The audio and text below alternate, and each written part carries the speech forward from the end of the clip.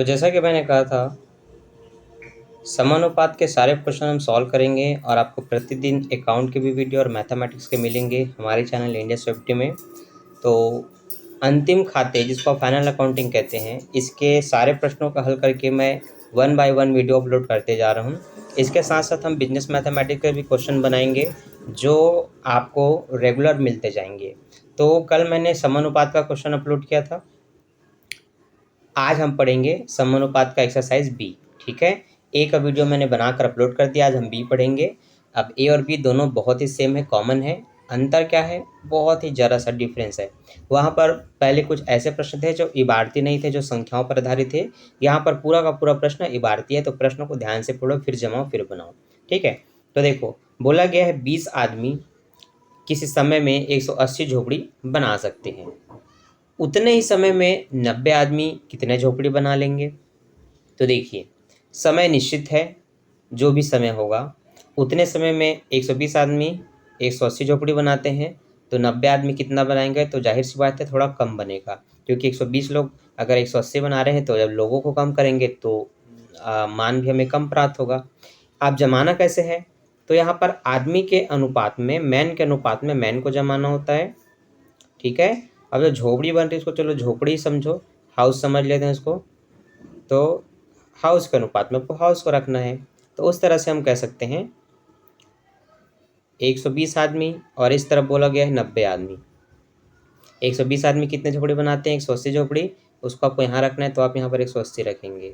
अब 90 आदमी कितना बनाएंगे नहीं पता, तो आप क्या रखोगे? वहाँ पर x रखोगे। ठीक है, अब इस तरह से रखने के बाद आप इसको जमाओगे बटे में 120/90 और 180 बटे x। अब 120 के साथ गुणा करने ये x जाएगा इस तरह से, और ये 90 आएगा 180 के पास। अब चूंकि x का मान निकालना है तो x यहीं रहेगा, 180 और 90 के बटे में आ जाएगा 120। यहाँ से आप ऐसे जीरो से जीरो करके काट सकते हैं किसी भी एक जीरो को एक दूसरे के, एक जीरो से एक जीरो। अब यहाँ पर 4 तिया 12 और सॉरी 3 से काटते हैं, 3 चौक 12, 3 छक्के 18। 2 से फिर काट सकते हैं, 2 तिया 6, 2 दूनी 4। 2 से इसको काटूंगा तो ये हो गया 2 चौक 8, 2 पंचे 10, 45। 45 का गुणा आप 3 से करेंगे तो आपको 135 मिल जाएगा। अतः आप कहेंगे 90 आदमी उतने ही समय में 135 झोपड़ी बनाएंगे। ठीक है, तो बस इतना आपको लिख करके इसको कंप्लीट कर देना, यही आपका आंसर है। समझ आया? पहले का संबंध तीसरे में रखना है, दूसरे का संबंध चौथे में रखना है। तो पहले 120 आदमी 180 झोपड़ी बनाते थे, तो पहले का संबंध देखो तीसरे नंबर में है और दूसरे का संबंध चौथे नंबर में है। इसी तरह से जमाना है, ये जमाने का नियम है। अगला प्रश्न है, 15 किलोमीटर प्रति घंटे की गति से दौड़ता हुआ व्यक्ति 10 मिनट में एक पुल को पार कर लेता है, तो पुल की लंबाई ज्ञात कीजिए। ठीक है, यहाँ पर आपको ध्यान देना है, पुल की लंबाई हमें नहीं पता तो हम मानेंगे माना पुल की लंबाई x किलोमीटर है। ठीक है, अब आपको ध्यान देना है 10 मिनट में पार करता है तो पुल की लंबाई पूछा है। ठीक है, 10 मिनट में पार करता है, प्रति घंटे की चाल है, तो वहाँ पर आपको मिनट में यहाँ 60 लेकर के चलना है। ठीक है, प्रति घंटे की चाल दिया तो आपको कोई इस तरह से 60 मिनट लेकर के चलना है। ठीक है, और किलोमीटर की जो दूरी है वो 15 है। ठीक है, अब इसको आपको इस तरह से जमाना है, मिनट मिनट को साथ में, लंबाई और दूरी को एक साथ अनुपात में। तो इस तरह से आप 10:60 अनुपात समानुपात x/15 लिखेंगे। अब यहाँ पर क्या करेंगे, आपको पता है 10/60 लिखना है और x/15 लिखना है। अब चूँकि आपको 15 को इधर पक्षांतर करना पड़ेगा इस तरह से, 15 चौक 60, 10 का 4 से भाग करेंगे तो 2.5 मतलब 2.5 आएगा। अतः आप कहेंगे पुल की लंबाई x बराबर 2.5 किलोमीटर है। ठीक है, तीसरा प्रश्न पढ़ते हैं।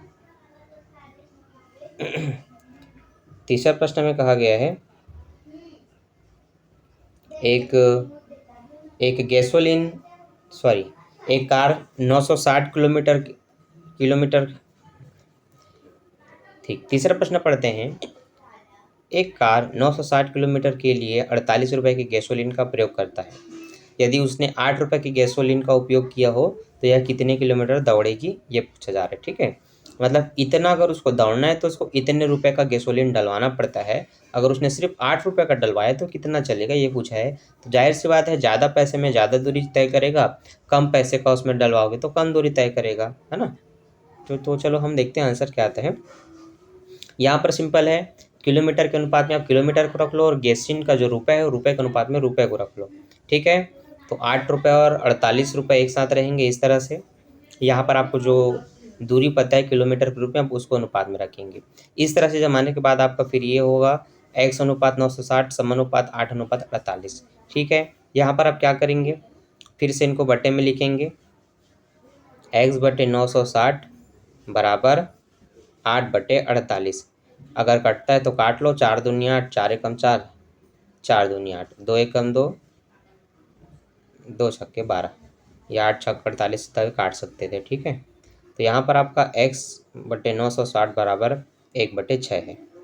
अब मुझे करना क्या है, x का मान निकालना है। तो ये आके इधर गुणा करेगा तो 960 एकम 960/6, काटूंगा तो 6 एकम 6, 3 बचा, 6 से 36, 6 शून्य शून्य, 160 आंसर आया। अतः आप कहेंगे x बराबर 160। तो 8 रुपये की गैसोलीन में वह कार 160 किलोमीटर दौड़ेगी। ठीक है, अगला प्रश्न, चौथा नंबर का प्रश्न में बोला गया है,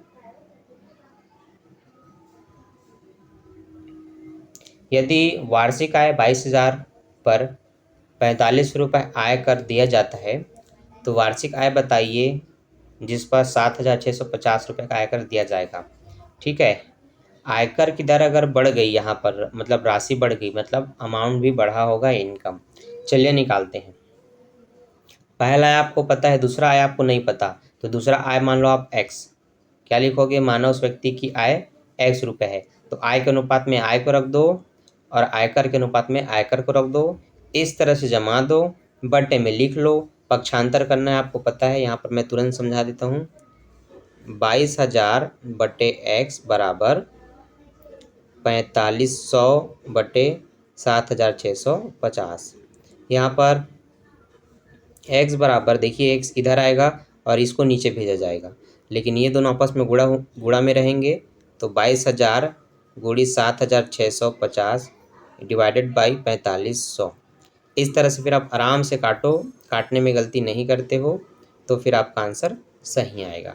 5 से काटना है, किसी को भी 5 से काट लो, 5 निया 45, 5 एकम 5, इधर लिखता हूँ 5 एकम 5, 2 बचा, 5 पंचे 25, 1 बचा, 5 तिया 15। 3 से कट सकता है, काट सकते हैं, 3 तिया 9, 3 पंचे 15, 3 एकम 3, फिर 3 से कटेगा, 3 एकम 3, 3 एकम 3, 2 बचा, 3 सत्ते 21। अब क्या करना है, 2200 का गुणा 17 से करना है। तो आप 17 दूनी 34 की 4 हाथ से लाइए, 17 दूनी 34 और 1 35 लिखेंगे तो 35,400 रुपये आपका आंसर आ जाएगा। 37 आएगा। हाँ, 3 हासिल था ना, 17 दूनी 34 की 4 हासिल है 3, तो 17 दूनी 34 में 3 जोड़ेंगे 37 होगा। तो फिर आपका ये आंसर सही है। ठीक है, तो बस इस तरह से जमाओ और फटाफट प्रश्न बनाओ। मेन तो है इसमें आपको जमाना सीखना है। अब जमाना आपको मैंने बता दिया, रुपए है तो रुपए के अनुपात में रुपए को रखो, मैन है तो मैन के अनुपात में मैन को रखो, किलोमीटर है तो किलोमीटर के अनुपात में किलोमीटर को रखो। और इतना अगर आप सब कुछ सही करते हैं तो फिर आपको बनाने से कोई नहीं रोक सकता, आपका आंसर फटाफट आएगा। ठीक है, चलिए अब देखते हैं। जगन 16 किलोमीटर प्रति घंटे की चाल से किसी टाउन में 24 घंटे में पहुंचता है। इसी दूरी को तय करने में उसे कितना समय लगेगा यदि उसकी चाल 30 किलोमीटर प्रति घंटा हो। ये 60 किलोमीटर प्रति घंटा है और ये 30 किलोमीटर प्रति घंटा है। तो 16 के 60 नहीं 16 ना, तो 16 के अनुपात में 30 को रख दो इस तरह से। और जो 24 घंटे में पहुंचता है फिर वो कितने घंटे में पहुंचेगा, वो घंटे घंटे को एक तरफ रख दो, जमा दो इस तरह से। आपको मैंने पूरा बारीकी से बता दिया है, काटो बस ध्यान से, जीरो से, अच्छा जीरो जीरो तो नहीं कटेगा, तो 6 पंचे 30, 6 चौक 24। अब 16 और 4 का गुणा कर दो, जो आएगा उसको 5 से भाग करना, आपका आंसर आ जाएगा 12.8। ठीक है, चलिए देखते हैं प्रश्न नंबर 6 को। किसी कॉलेज में जवानों के लिए कल्याण का क्लब की 80 लड़कियों ने 24 दिन में कुल जर्सी बुनी। इतने ही जर्सियों को 15 दिन में बुनने में कितनी समय लगेगा। ठीक है, तो ध्यान दीजिए, 80 लड़कियां हैं, 24 दिन में इन्होंने कुछ जर्सी बुनी। अब 15 दिन में कितना पूछा जाएगा, तो 24 दिन के अनुपात में 15 दिन को रखो इस तरह से, और जो नहीं पता वो x रहेगा और उसके अनुपात में 80 के अनुपात में x रहेगा। यहाँ पर आपको फिर से पता है, जमाना है, बटे में लिखना है, फिर बनाना है, तो ये भी आपसे बन जाएगा। बस काटने में गलती मत करो। 3 पंचे 15, 3 अट्ठे 24, और फिर 5 एकम 5, 3 बचा तो ये 0, 5 छक्का 30। ठीक है, 16 और 8 का गुणा करेंगे, 128 आपका आंसर है। अगला, 20 आदमी काम के किसी भाग को 45 दिन में कर सकते हैं, तो 25 आदमी कितने दिन में करेंगे, है ना। तो 25 दिन में करने के लिए कितने आदमी की आवश्यकता होगी। ठीक है, देखिए 20 आदमी किसी काम के भाग को 25 दिन में करते हैं, और यहाँ पर ये भी दिन है और ये भी दिन है, तो 45 के साथ रहेगा 25, ये तो कन्फर्म है ना, और 20 के अनुपात में रहेगा x। ठीक, अब बिल्कुल इसी तरह से आप जमाओ, ये जो बता रहा हूँ बट्टे में करके बनाओ, तो फिर आपका आंसर आना चाहिए 5 पंचे 25, 5 चौक 20, 5 ने 45, 9 चौक 36। 3 मनुष्य 2 लड़के एक काम को 6 दिन में पूरा करते हैं। ठीक है, प्रश्न यही है, 5 मनुष्य 7 लड़के उसी काम को 3 दिन में पूरा करते हैं, तो ऐसा है तो बताओ कि उसी काम को 2 मनुष्य और 5 लड़के कितने दिन में पूरा करेंगे। यहाँ पर आप पहले तथ्य बनाओगे, जो पहला लाइन था 3 मनुष्य और 2 लड़के उस काम को 6 दिन में पूरा करते हैं, इसको लिखोगे। दूसरे लाइन में लिखना है कि 5 मनुष्य 7 लड़के उसी काम को 3 दिन में पूरा करते हैं। इस तरह से आपको ये दिख रहा होगा कि जब 3 मनुष्य और 2 लड़के काम करते थे तो 6 दिन लगता था, लेकिन 5 मनुष्य और 7 लड़के काम किए तो 3 दिन में लगा, मतलब 3 दिन में पूरा हो गया। ठीक है, तो हम ये कह सकते हैं कि जो दूसरा पॉइंट है वो जस्ट दुगना है पहले का। ठीक है, तो पहले का दुगना है तो आप पहले वाले तथ्य में मल्टीप्लाई कर दो, जहाँ पर 3 मनुष्य और 2 लड़कों की बात की गई थी, तो 3 मनुष्य प्लस 2 लड़के के में आप क्या करोगे, 2 का गुणा बराबर वो रहेगा दूसरा वाला, जो कि है 5 मनुष्य और 7 लड़के। गुणा करने पर 3 दूनी 6 मनुष्य, 2 दूनी 4 लड़के। अब मनुष्य के साथ मनुष्य को घटाओ, लड़के के साथ लड़कों को, तो +5 मनुष्य इधर आएंगे तो -5 हो जाएंगे। अब ये लड़के लिखा गया वो मनुष्य है, तो 6 में 5 जाएगा तो 1 मनुष्य बचेगा। 4 लड़के प्लस इधर आके माइनस होंगे, तो 7 में 4 घटेगा, 3 लड़के बचेगा। तो यहाँ पर ऐसा करने से आप ये बता सकते हैं कि 1 मनुष्य बराबर 3 लड़के का काम, है ना, 1 मनुष्य बराबर 3 लड़कों का काम। अब प्रश्न में बोला गया है 2 मनुष्य, है ना, 5 लड़के, तो अब आपको स्पष्ट पता चल गया कि 1 मनुष्य में 3 लड़के, तो 2 मनुष्य में 6 लड़के होना चाहिए। ठीक है, अब इसमें अलग से और लड़के बोला है तो आप उसको गुणा कर सकते हैं, तो 6 5 आपका 11 हो जाएगा। ये वाला कंडीशन समझ में आ रहा है। उसी तरह से यहाँ पर 3 मनुष्य बोला है, 3 मनुष्य मतलब 1 मनुष्य पीछे 3 लड़के, तो 3 तिया 9, 9 में 2 जोड़ेंगे तो ये भी 11 हो जाएगा। स्पष्ट समझ में आ रहा है। इसको देखो, हर एक मनुष्य के पीछे 3 लड़के आपको काउंट करना है, तो 3 तिया 9, 9 2 11, इसलिए 11 आया। यहाँ पर 3 दूनी 6, 6 5 11, तो यहाँ पर 11 आया। तो आप लड़के के अनुपात में लड़के को रख सकते हो। पहला वाला जो कंडीशन था 3 मनुष्य और 2 लड़के मिलकर उस काम को 6 दिन में पूरा करेंगे, तो यहाँ पर एक्चुअल में हमने लड़कों की संख्या निकाला जो 11 निकला। जब हम इसमें भी आप लड़कों की संख्या निकाल रहे हैं इनका मल्टीप्लाई और प्लस करके, तो यहाँ भी 11 निकल रहे हैं।